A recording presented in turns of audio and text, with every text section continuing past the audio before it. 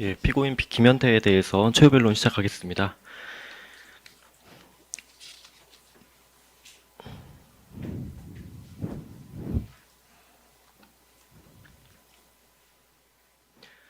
위 목차는 저희가 최후 변론도 제출할 예정이니까 나중에 선고를 하기 전에 피고인의 기본적인 입장을 참고하시는 데 도움을 주셨으면 좋겠습니다. 예, 사건 개요를 먼저 말씀드리겠습니다. 본 사건은 2014년 12월 3일 비상계엄 선포 이후에 707 특임단이 국회로 출동해서 이루어진 일련의 행위에 대한 것입니다. 먼저 22시가 되기 전 육군 특수전 사령관 곽종근은 피고인 김현태에게 야간 훈련 준비를 지시했습니다. 그리고 22시경이 됐는데 아직까지 야간 훈련이 시작되지 않자 피고인 김현태는 부대원들을 퇴근하라고 지시하였습니다. 그날 훈련이 없을 거라고 예상했기 때문입니다. 그런데 곽종근이 야간 훈련을 정상 진행한다고 재차 지시하자 다시 훈련 대기를 하다가 22시 28경 대통령이 비상계엄을 선포하자 곽종근은 707 특임단을 국회에 투입해서 건물을 확보할 것을 지시했고 현장에 갈 계획이 없던 피고인을 갑자기 가라고 지시하여 무전기 등의 장비도 소지하지 않은 채 급하게 헬기에 타고 현장에 가게 되었습니다. 그리하여 국회에 도착한 것은 12시가 다 된 시간이었는데 피고인은 그때까지 대테러 작전을 위해 국회를 봉쇄하라는 지시를 받은 줄 알고 국회 봉쇄를 시도하려 후문에 갔으나 민간인들과 그 국회 후문에는 두세 명의 경비원이 문을 막고 있어서 이미 봉쇄가 된 줄 알고 정문으로 갔더니 민간인들이 많이 있어 충돌을 우려해요. 진입을 하려고 했는데 곽종근이 그 당시에 테이저건을 사용할 것을 지시하였지만 피고인은 민간인이므로 이를 사용할 수 없다고 거부하고 우회해서 창문으로 진입하였습니다. 그리고 국회 안에서도 국회의원 출입을 저지한 적이 없고 오히려 곽종근이 국회 본회의장에 뚫고 들어가면 안 되냐라는 지시를 했는데도 불구하고 더 이상 하는 것은 제한된다라며 재차 거부하여 참사가 나지 않았습니다. 그리고 1시 5분경 계엄 해제 결의가 가결된 것을 인지하고 뉴스를 보고 파악한 뒤 1시 7분경 피고인 곽종근과 통화를 한 뒤에 전 부대원을 철수하기로 지시하여 즉시 그 국회를 벗어난 것입니다. 따라서 피고인 김현태는 위 상황에서 대통령 윤석열로부터 직접적인 지시를 받은 바가 없으며 육군 특수전 사령관 곽종근으로부터 갑자기 국회로 출동해서 건물을 확보하라는 지시를 받고 급히 출동해서 대테러 임무를 수행하다가 예상치 못한 물적 충돌이 예상되자 이 충돌을 피한 채 대기하던 중 비상계엄이 해제되어 철수하였을 뿐 국헌 문란의 목적이라든가 국헌에 해당하는 폭동을 일으킨 적이 전혀 없습니다.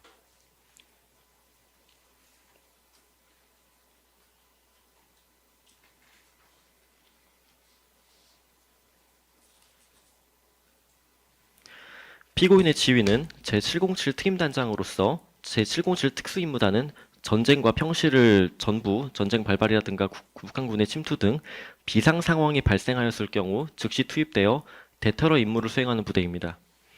곽종근은 당일 피고인에게 헬기를 이용한 야간 불시 훈련을 지시한 것이고 당일 20시가 되어서도 훈련이 없는 것으로 인지한 피고인이 퇴근을 지시하자 야간 훈련을 다시 지시한 바가 있습니다. 그래서 비상계엄이 선포됐는데 지휘관은 현장에 갈 의무가 없습니다. 그런데도 불구하고 갑자기 곽종근이 야 너도 같이 가 라고 지시하자 피고인은 우연히 같이 가게 되었을 뿐입니다. 지휘체계를 본다면 이러한 위법한 지시를 수신한 자와 최말단 현장 지휘관에 해당한다고 할 것입니다. 여기서 비상계엄에 대해서 수뇌부가 있다면은 그것을 사전에 인지하고 이를 지시한 상급자가 바로 육군 특수전사령관 곽종근입니다. 곽종근은 대통령으로부터 직접 지시를 받아서 이에 대한 사전 지식이 있었습니다.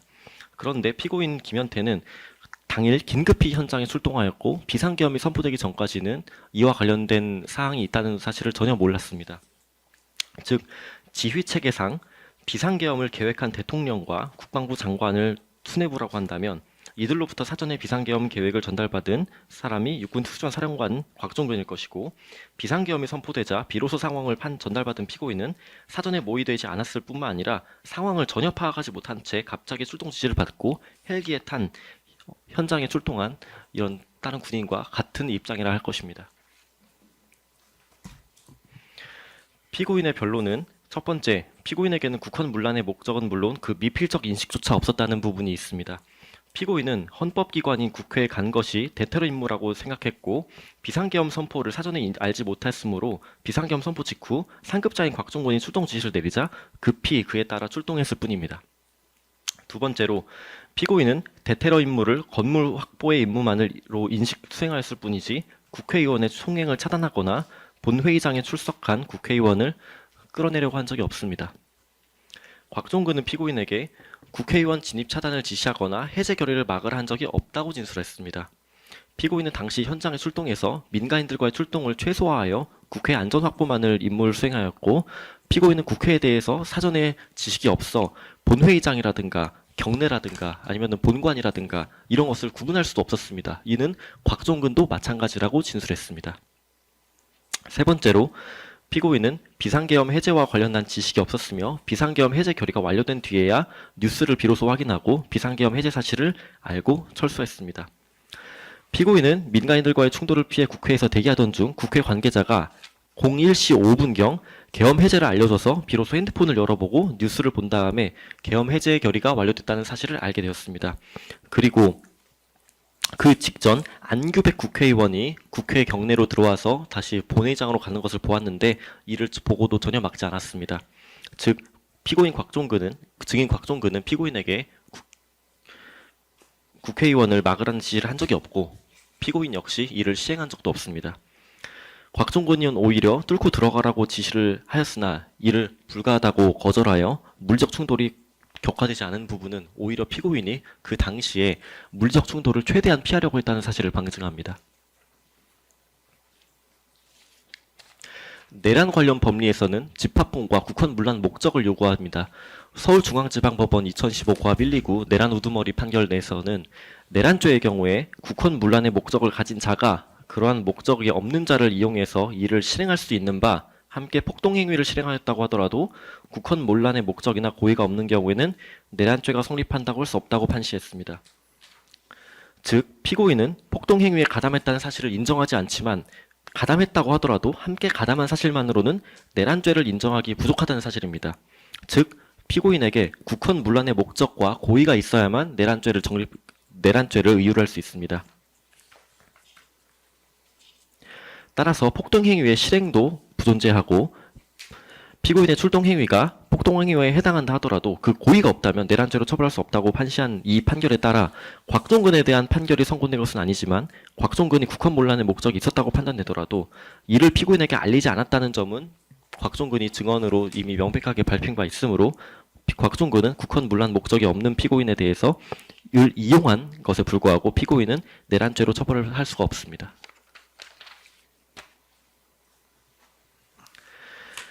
피고인에 대해서 내란의 절차 관여라든가 실력 행사만으로는 내란죄를 성립할 수 없습니다. 같은 판결에서 국헌 문란의 목적을 인식 공유하지 않은 채 비상계엄 절차에만 관여하거나 이에 따른 실력 행사에만 가담한 경우에는 집합범으로서의 내란죄의 죄책을 부담하지 않는다는 판시도 하였습니다. 특히 이 국헌 문란의 목적을 해석함에 있어서는 국회의 권능 또는 행사를 불가능하게 할 목적으로 해석이 되는데 피고인이 국회에 가게 된 경위라든가 국회에서의 활동을 통해 이러한 목적이 있는지를 판단해야 할 것입니다.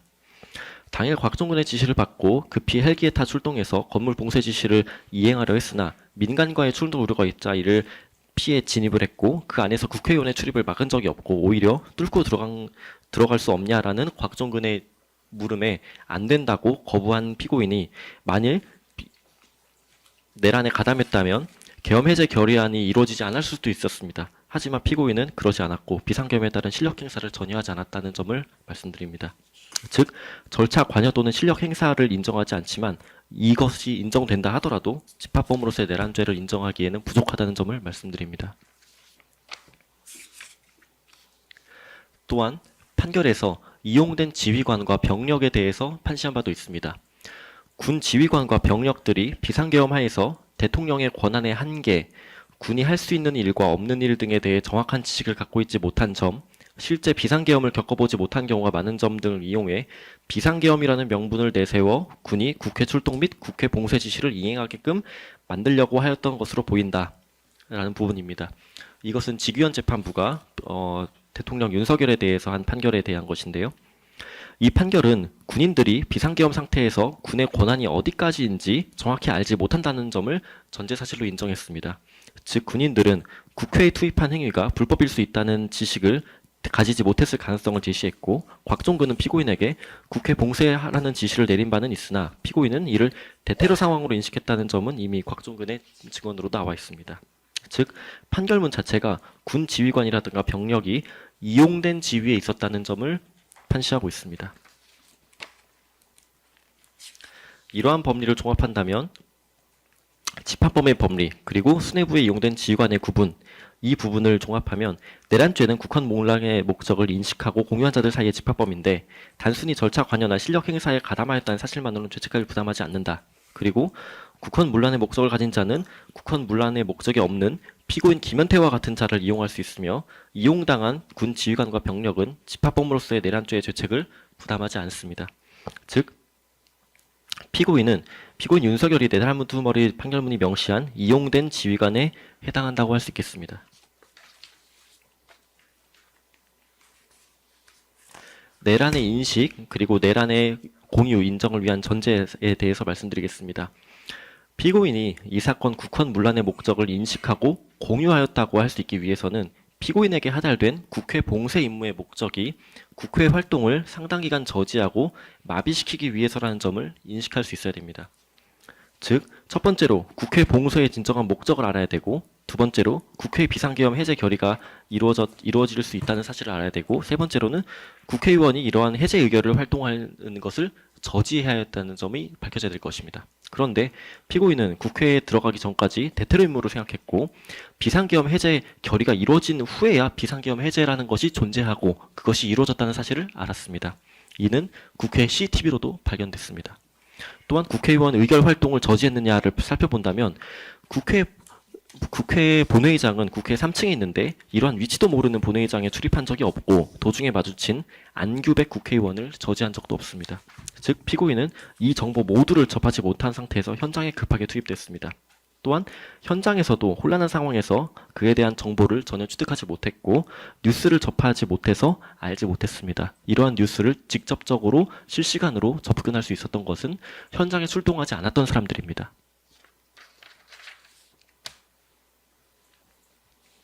피고인에게 정보가 차단되어서 포고령이라 화상회의라든가 현장 위치는 전혀 알지 못했다는 점을 말씀드리겠습니다. 첫 번째로 피고인은 비상계엄을 선포한다는 대통령의 담화만 보았을 뿐 계엄사령부 포고령을 전혀 보지 못했습니다.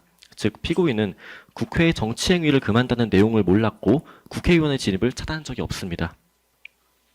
두 번째로 707 특임당은 22시 47경 분경 진행된 특수전 사령부 화상회의에 불참했습니다. 이는 곽종근이 주재한 것인데요. 곽종근은 다른 예하부대들에 대한 지시사항을 수신하지 못했습니다. 화상회의의 마이크를 통해 대통령 등의 지시를 유추할 수 있었다고 특검은 주장하지만 707 특임단은 애초에 그 회의에 참가한 적이 없습니다. 그래서 그 마이크를 통해서 그 내용이 나왔는지 아닌지는 모르겠으나 나왔다고 하더라도 피고인은 그거에 대한 접근을 할 수 없었습니다.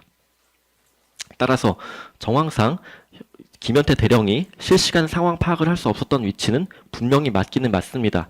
왜냐하면 실시간으로 계속 저하고 통화하고 뛰어다니고 몸싸움하고 이렇기 때문에 그것은 그럴 가능성이 훨씬 더 높다고 생각합니다.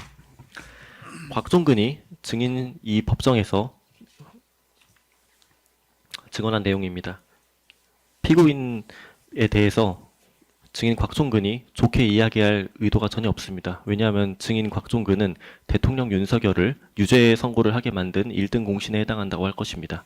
그런데 그 사람이 대통령 윤석열에 대해서만 국헌 논란의 인식이 있었다고 주장하고 자신의 하급자인 피고인 김현태에 대해서는 갑자기 좋게 말할 리가 없지 않습니까?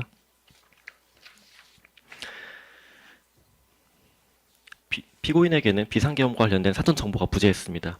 피고인은 비상계엄과는 아무런 관련이 없는 당일 야간 헬기 훈련만을 준비하고 있었습니다. 곽종근은 24년 12월 3일 비상계엄과는 아무런 관련이 없는 야간 헬기 훈련만을 지시한 바 있습니다. 피고인은 야간 훈련이라고만 인지하고 발령 직전인 22시경이 되어서도 훈련이 시작되지 않자 부대원들에게 퇴근할 것을 지시하고 47분 현장에서 대기했던 안전요원에게도 철수하라는 지시를 했습니다. 이 부분 역시 내란 우두머리 판결에서 인정된 바가 있습니다.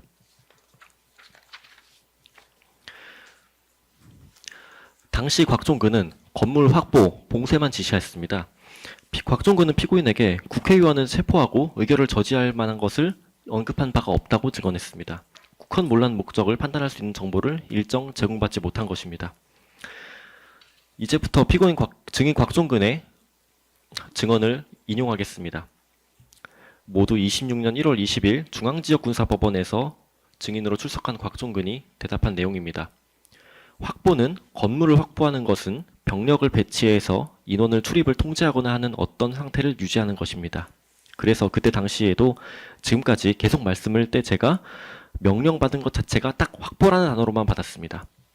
이 내용은 증인 곽종근이 김용현 장관으로부터 명령받은 것 자체가 단순하게 그냥 국회를 확보해라 라는 부분이 해나간다고 본 것입니다.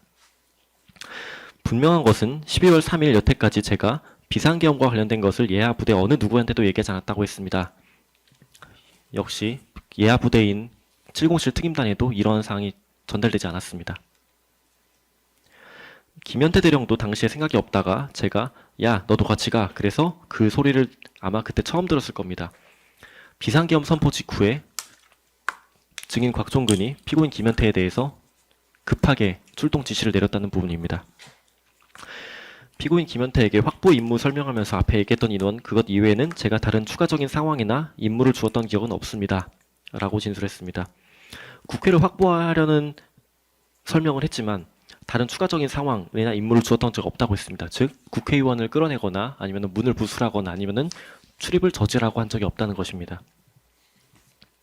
정황상 김현태 대령이 실시간 상황 파악을 할 수 없었던 위치는 분명히 맞기는 맞습니다. 왜냐하면 실시간으로 계속 저하고 통화하고 뛰어다니고 몸싸움하고 이랬기 때문에 그럴 가능성이 훨씬 더 높다고 생각합니다. 즉 비상계엄 해제 결의안이 실시간으로 진행되고 있고 결국에는 진행됐다는 사실조차 몰랐다는 것입니다. 그리고 그것을 설명하지 않았습니다. 국회의원들이 국회에 모여 비상계엄 해제 결의를 진행한다는 내용을 전달하지 않았다고 했습니다. 피고인 김현태는 증인 곽종근으로부터 해제 직전 150명 전기 차단이라는 지시를 한 적이 있습니다. 그런데 곽종근이 피고인에게 실제로 전달한 표현은 단편적인 결론뿐이었습니다. 피고인은 이를 건물 확보 임무의 연장선으로 이해할 수밖에 없었습니다. 증언을 이용하면 707 특임단의 경우 뉴스 영상을 통해 현장 상황을 실시간으로 지켜보고 있었기 때문에 본인의 머릿속에 본회의장, 국회의원 상황이라는 전체 맥락이 이미 있는 상태에서 피고인에게는 그 맥락을 설명하지 않고 150명 가능하냐라는 단편적 단어만 툭 꺼냈을 뿐이라고 했습니다. 즉 곽종근은 150명이 계엄 해제 결의를 충족할 수 있는 의결 정도수라는 사실을 알고 있었고 들어갈 수 있냐 가능하냐라고 하는 사실을 이것을 끌어내라고 한 지시라고 곽종근은 이해할 수 있습니다. 하지만 단순히 150명 가능하냐라고 얘기했을 때 피고인 김현태는 이를 전혀 이해하지 못했을 것이라는 증인 곽종근의 증언입니다. 여기서 저는 증인 곽종근을 말하는데 증인은 YTN 화면을 보고 있어서 알았으나 김현태 대령은 화면을 보고 했던 사항들이 아니기 때문에 150명이 무엇을 의미하는지 몰랐을 것입니다. 라고 진술했습니다. 또한 전기라도 끊으면 안 되냐라고 했을 뿐 구체적인 내용은 설명하지 않았습니다.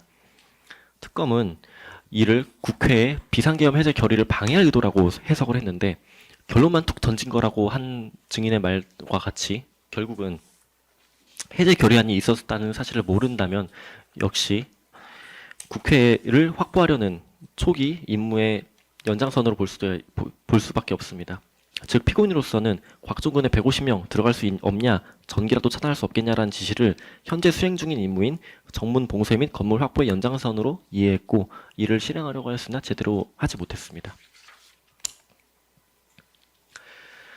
특검은 텔레그램 메시지를 제시하며 출동 과정에서 부대원에게 국회의원 본회의장 출입 차단을 지시했다고 주장하고 있습니다. 그래서 그 근거로 제시된 텔레그램 메시지를 인용하면 피고인 김현태가 본회의장 막은 거 우선, 진입시도 의원 있을 듯 문 차단 우선, 이후 진입 차단 막고 라고 하는 텔레그램 메시지가 제시됐습니다. 하지만 이 텔레그램 메시지가 제시된 것은 23시 46분경입니다.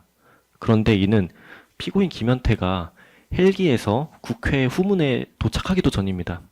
즉 피고인 김현태는 비상계엄 담화문을만을 보고 곽종근이 출동하라는 지시를 내린 다음 그 헬기 안에서 소음으로 인해서 어떠한 지시도 받지 못한 채 가는 와중 본회의장에 어떠한 테러 행위가 발생했을 경우에는 이거를 막고 진입 시도하려는 사람들을 들어오지 못하게 하고 문을 차단해서 추가적인 피해가 발생하지 않게 한다는 대테러 임무의 연장선으로밖에 해석할 수 없다고 생각해서 그 매뉴얼대로 지시를 한 것입니다. 이때는 곽종근이 대통령으로부터 계엄 해제 결의를 막으라는 지시를 받기도 전입니다.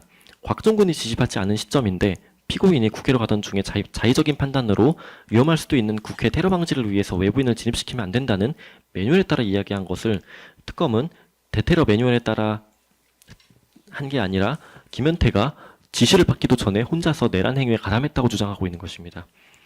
마치 피고인이 국회의원을 막으려는 의도하에 처음부터 갔다고 주장하는 것처럼 들립니다. 하지만 증인 곽종은 역시 헬기 안은 소음으로 인해서 어떠한 지시를 내리지 못했다고 증언한 바가 있고 이 메시지는 피고인이 테러 상황인 줄 알았다는 사실을 오히려 증명하고 있습니다.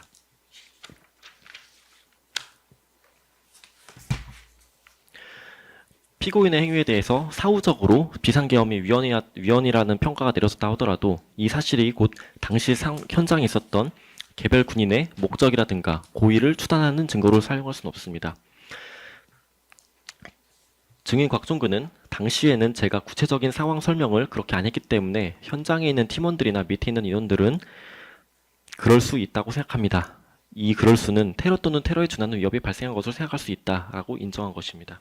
또한 국회를 확보하라는 기본 지침 이외에 추가적인 세부적인 지침을 구체적으로 줄 수 없었던 상황이라고 진술했습니다.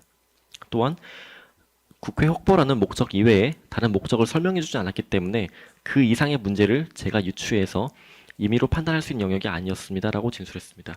즉 상급자인 곽종근 스스로도 피고인이 내란 행위를 실행한 것 같은지에 대한 질문을 했을 때 그 목적을 전혀 유추하거나 판단할 수 없는 영역이라고 진술한 바가 있습니다. 피고인이 국회에 출동했을 때 두 차례의 증인 곽종근의 명령을 거절한 바가 있습니다.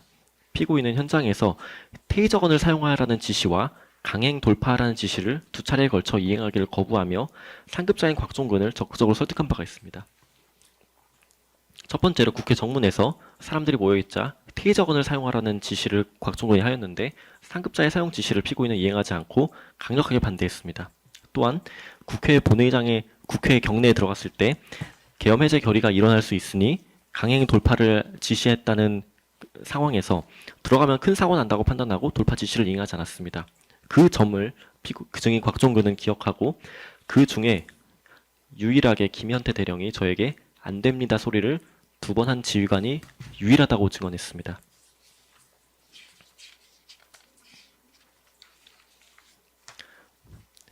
이는 당시 계엄이 불법적이거나 위헌적이라는 인식을 하지 못한 상태에서 일단 출동을 했는데 상급자의 지시 없이 철수를 할 수 없는 상황에서 더 이상의 피해를 주지 않기 위해 보수적으로 가만히 대기하였던 피고인 김현태의 방어적인 행위를 증명하고 있습니다. 비상계엄 해제 결의를 인지한 후 피고인은 즉시 철수했다는 부분에 대해서 말씀드리겠습니다. 피고인은 2024년 12월 4일 1시 5분경 국회 본관 지하에서 국회 관계자로부터 비상계엄 해제 결의라는 것이 존재하고 현재 결의안이 가결되어 비상계엄이 해제될 것이라는 사실을 처음 알게 됐습니다. 이에 피고인은 처음 휴대폰을 꺼내서 뉴스를 검색했는데 그 뉴스를 보고 비로소 어떤 일이 일어났는지 파악했으며 곽종근에게 전화를 걸어 철수 건의를 한 뒤 철수했습니다. 즉 1시 5분경 해제 결의 가결 사실을 인지했고 2분 만에 곽종근에게 보고한 뒤 전 부대원 철수를 지시한 것입니다. 즉 피고인이 그 이전까지 해제 결의라는 정보를 전혀 알지 못했다는 점도 증명되고 있습니다. 정리한다면 피고인에게 국헌문란 목적이라든가 미필적인 인식조차 부재한다는 점을 말씀드립니다. 피고인은 비상계엄 선포 직전까지 어떠한 사전 정보도 제공하지 못했고 45초간의 단편적인 지시만을 출동해서 건물 봉쇄, 확보만의 임무만을 인식하고 수행했습니다. 곽종근 스스로가 피고인 김현태에게 국헌문란 목적을 인식할 수 있는 정보를 일절 공유하지 않았다고 증언했고 해제 결의안 가결 사실을 인지한 즉시 보고하고 철수했다는 사실까지 종합하면 피고인에게는 국헌문란의 목적은 물론 그 미필적 인식조차 없었다는 사실이 증명됩니다. 또한 공판 과정에서 특별검사가 주장한 것들이 있습니다. 실탄 1920발을 적재하고 출동했다. 텔레그램으로 의원 출입 차단을 지시했다. 각 출입구를 봉쇄 또는 봉쇄 시도했다. 유리창을 깨고 본회의장으로 이동했다. 전기를 차단해서 의결을 저지하려고 시도했다. 라는 주장입니다. 그런데 실제로 그 사실관계를 살펴보면 실탄 부분은 훈련이라든가 편제 교육용 실탄을 그대로 소지한 것으로 국회 출동을 위한 별도 계획이나 편성이 없었습니다. 공소장을 오늘 변경된 바에 따르면은 피고인 김현태가 96명에 대해서 의무 없는 일을 시켰다고 주장합니다. 근데 96명이 훈련을 위해 1인당 20발을 소지하면 그것이 바로 1920발입니다. 즉 평상시와 같은 훈련 상태를 유지했다는 점이 밝혀집니다. 또한 텔레그램으로 의원 출입 차단을 지시했다는 부분은 앞서 말씀드린 바 있지만 테러 위협 전제하 대테러 매뉴얼상 시설 보호 지침 내부 위협 제거 작전 전에 외부인의 진입을 차단하기 위한 매뉴얼입니다. 즉 이 부분은 헬기가 국회에 도착하기도 전으로 테러 업무라고 인식할 때입니다. 또한 국회 출입구를 봉쇄하려는 시도를 했을 부분은 처음에 피고인 김현태가 후문에 도착했을 때 경비가 2~3명 뿐이었던 후문을 두고 정문으로 걸어서 이동했습니다. 국회의원 진입을 차단하기 위해서는 국회 바로 본회의장으로 들어가서 막았어야 될 텐데 경비가 2~3명밖에 없어서 쉽게 뚫고 들어갈 수 있는 후문을 두고 정문으로 간 것입니다. 이는 테러 위협 제거를 위한 외부인의 진입을 차단하려는 의도였음이 명백한 사정입니다. 또한 국회에 창문을 끄고 들어간 것은 국회 진입 직후에 본회의장으로 가지 않고 정문으로 이동해서 물적 충돌을 피해 내부에서 정문을 막아 곽종근이 지시한 국회 봉쇄 지시만을 이행한 것입니다.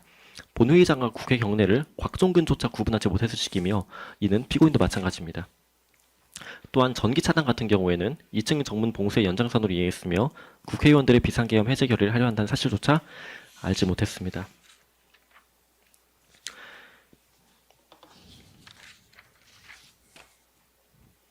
결론적으로 피고인에게 내란 중요 임무 종사 혐의를 인정하기에는 부족합니다. 피고인에게는 국헌 문란의 목적은 물론 그 미필적 인식조차 존재하지 않았기 때문입니다.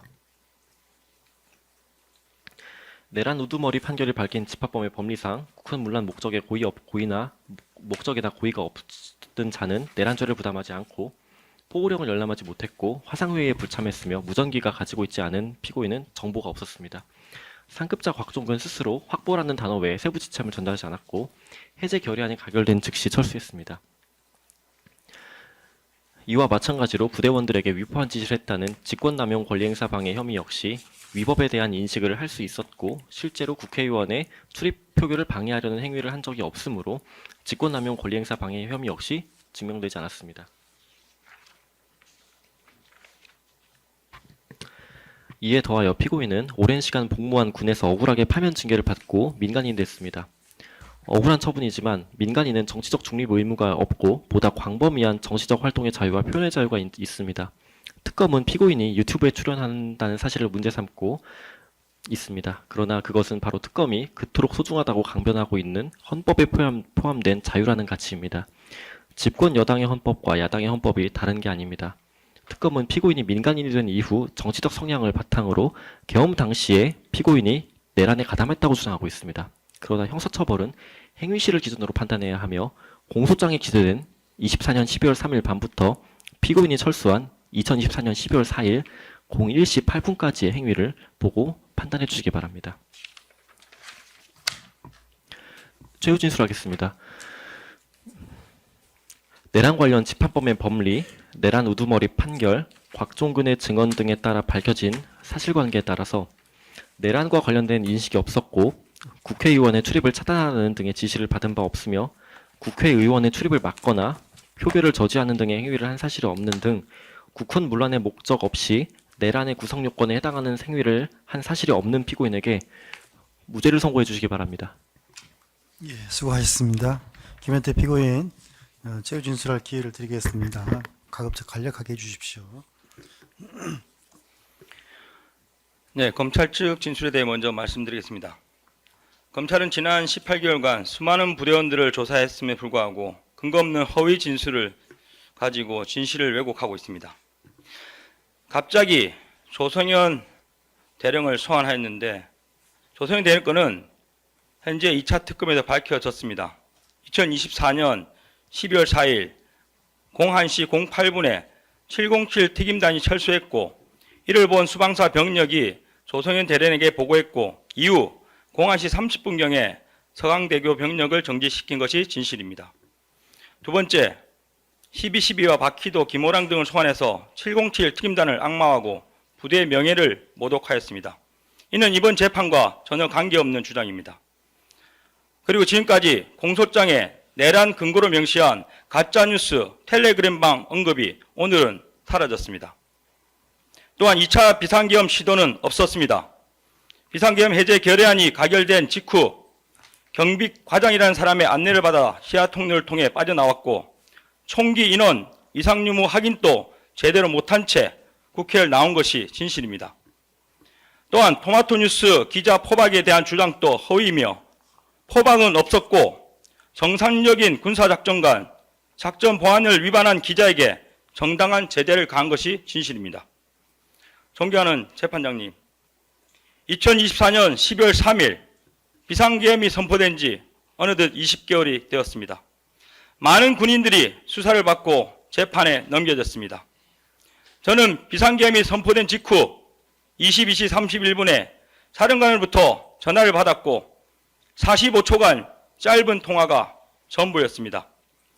707 특임단은 야간 훈련 준비 중이던 인원, 장비, 복장 그대로 출동했으며 국회에 도착하여 복귀 지시가 내려진 79분간 오직 건물 봉쇄 임무만 수행하다 복귀한 것이 전부이며 이것이 진실입니다. 저는 지금도 부하들이 걱정되고 그저 미안할 뿐입니다. 사랑하는 군이 정치적 희생양이 되어 무너지는 현실이 너무도 참담합니다.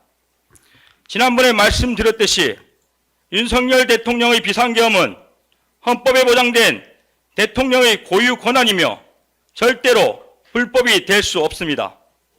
또한 정상적인 자유민주주의 국가라면 국군 통수권자의 지시에 따라 움직인 군인들을 절대로 정치적 희생양으로 내몰아선 안 될 것입니다. 저는 윤석열 대통령님이 옳았고 비상계엄에 동원된 모든 군인들은 무죄라고 확신합니다. 부디 올바른 판단을 내려주시길, 억울한 군인들의 명예를 회복해 주시길 간곡히 부탁드립니다. 이상입니다. 예, 알겠습니다.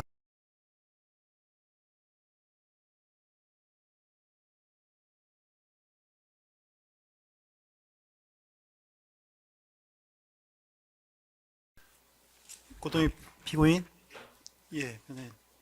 시간 어느 정도나 예상하세요? 좀 내용이 맞나요? 어떻습니까? 시간 어느 정도 예상? 아, 그래요? 예, 그럼 빨리 하고 네, 하겠습니다.